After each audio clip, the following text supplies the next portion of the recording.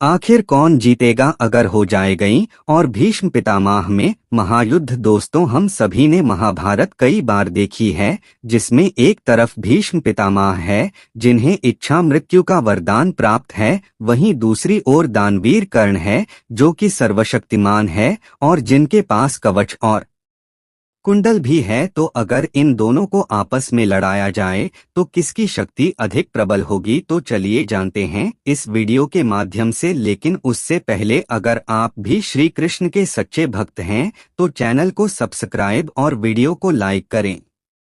तो सबसे पहले जानते हैं इन दोनों की महाशक्तियों के बारे में और उनसे जुड़े रहस्य के बारे में। दोस्तों, करीब 58 दिनों तक मृत्यु शैया पर लेटे रहने के बाद जब सूर्य उत्तरायण हो गया तब माघ माह की शुक्ल पक्ष की अष्टमी तिथि को भीष्म पितामह ने अपने शरीर को छोड़ा था। इसी लिए यह दिन उनका निवारण दिवस है। दोस्तों, राजा प्रदीप हुए जिनके दूसरे पुत्र थे शांतनु। शांतनु ने गंगा से विवाह किया था जिससे देवव्रत का जन्म हुआ। यही आगे चलकर भीष्म कहलाए। पिछले जन्म में भीष्म 8 वसुओं में से एक वस्तु थे।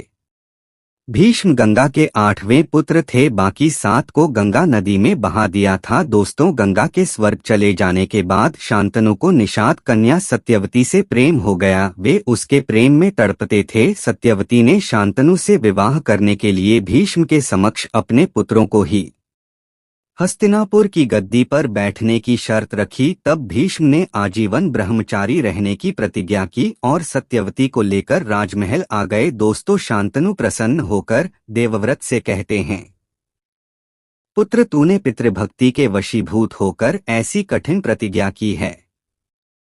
तेरी इस पितृभक्ति से प्रसन्न होकर मैं तुझे वरदान देता हूँ कि तेरी मृत्यु तेरी इच्छा से ही होगी।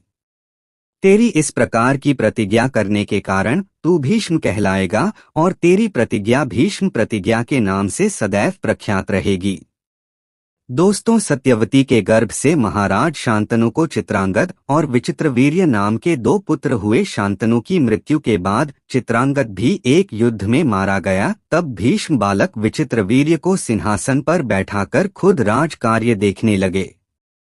विचित्रवीर्य के युवा होने पर भीष्म ने बलपूर्वक काशीराज की 3 पुत्रियों का हरण कर लिया, लेकिन उसमें से एक बड़ी राजकुमारी अंबा को छोड़ दिया गया क्योंकि वह शाल व आज को चाहती थी। अन्य दोनों अंबालिका और अमरिका का विवाह विचित्रवीर्य के साथ कर दिया गया।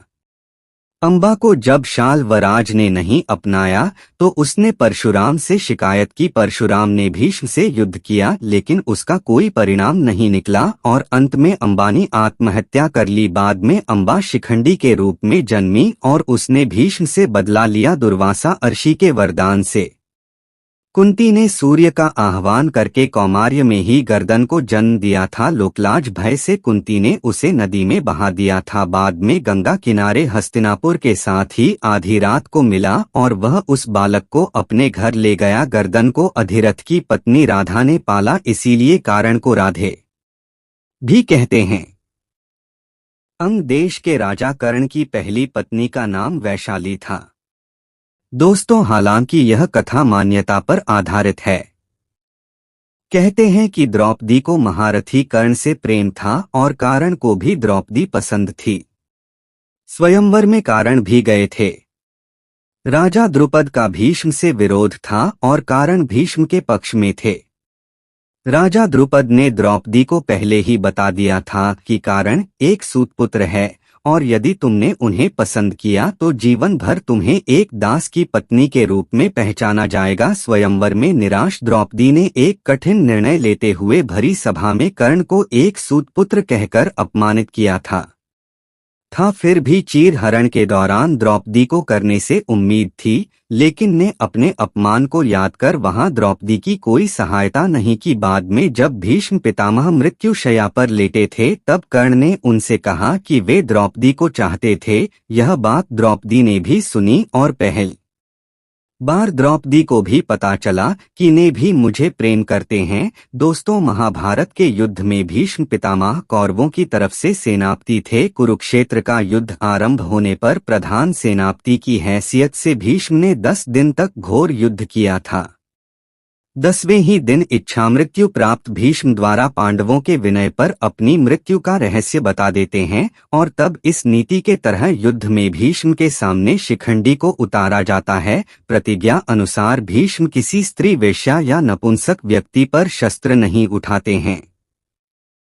तब शिखंडी के पीछे खड़े रहकर भीष्म को अर्जुन तीरों से छेड़ देते हैं। वे कराहते हुए नीचे गिर पड़ते हैं। जब भीष्म की गर्दन लटक जाती है तब वे अपने बंधु बांधवों और वीर सैनिकों को देखते हुए अर्जुन से कहते हैं, बेटा तुम तो क्षत्रिय धर्म के विद्वान हो, क्या तुम मुझे उपायुक्त तक या दे सकते हो?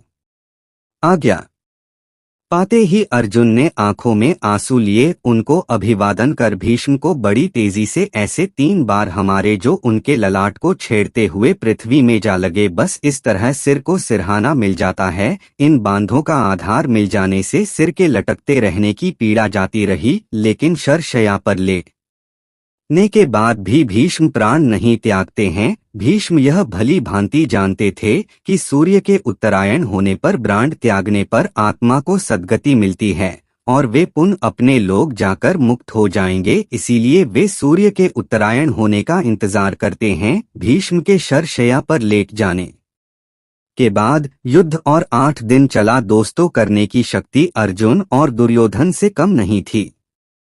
उसके पास इंद्र द्वारा दिया गया घास था जिसे इंद्र ने कवच और कुंडल के बदले में दिया था। अमोघ अस्त्र देते वक्त इंद्र ने कहा था कि तुम इसका प्रयोग एक ही बार कर सकते हो, यह जिस पर भी चलाया जाएगा वह निश्चित ही मारा जाएगा। कर्ण ने इस अमोघ अस्त्र का प्रयोग उसने दुर्योधन के कहने पर भीमपुत्र घटोत्कच कर्स पर किया था, जबकि वह इसका प्रयोग अर्जुन पर करना चाहता था। यह ऐसा अस्त्र था जिसका बार कभी खाली नहीं जा सकता था, लेकिन वरदान अनुसार इसका प्रयोग एक बार ही किया जा सकता था।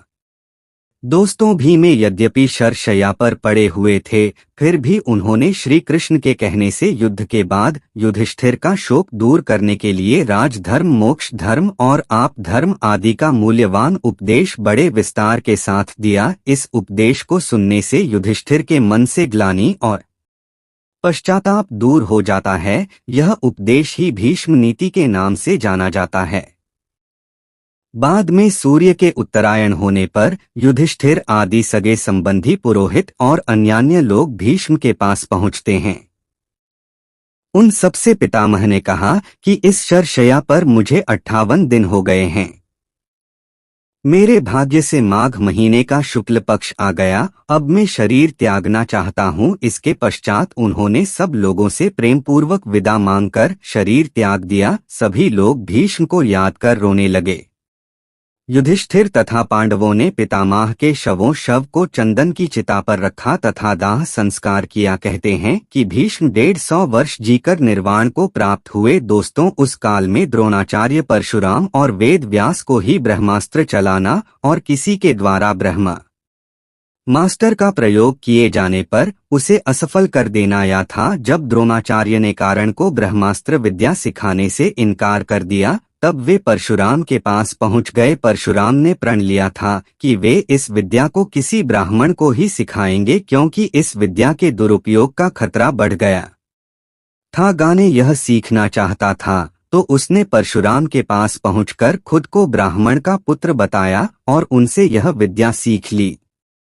फिर एक दिन जंगल में परशुराम जी कारण की गोद में सिर रखकर गहरी नींद में सो रहे थे। तभी कहीं से एक कीड़ा आया और वह गायन की जांघ पर डंक मारने लगा। गर्दन की जांघ पर घाव हो गया, लेकिन परशुराम की नींद खुल जाने के भय से वह चुपचाप बैठा रहा। घाव से खून बहने लगा। बहते खून ने जब परशुराम को छुआ तो उनकी नींद खुल गई। उन्होंने से पूछा कि तुमने उस कीड़े को हटाया क्यों नहीं? गाइड ने कहा कि आपकी नींद टूटने का डर था, इसलिए। परशुराम ने कहा कि किसी ब्राह्मण में इतनी सहनशीलता नहीं हो सकती है। तुम जरूर कोई क्षत्रिय हो, सच सच बताओ। तब ने सच बता दिया। क्रोधित परशुराम ने कारण को उसी समय शाप दिया कि तुमने मुझसे जो भी विद्या सीखी है वह झूठ बोलकर सीखी है, इसलिए जब भी तुम्हें इस विद्या की सबसे ज्यादा आवश्यकता होगी तभी तुम इसे भूल जाओगे। कोई भी दिव्यास्त्र का उपयोग नहीं कर पाओगे। हुआ भी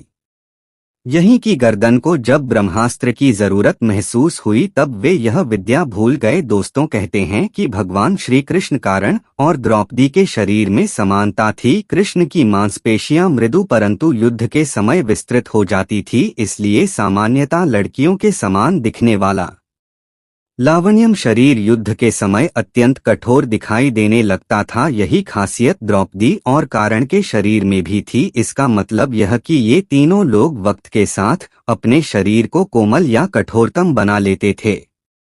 दोस्तों, जैसे कि हमें यह पता है कि भीष्म पितामह को इच्छा मृत्यु का वरदान प्राप्त था, इसलिए वह 58 दिनों तक जीवित रहे थे। वहीं कर्ण को बहुत से श्राप मिले थे, जिनके अनुसार अगर यह युद्ध भी करें तो अंत में जीत भीष्म पितामह की ही होगी।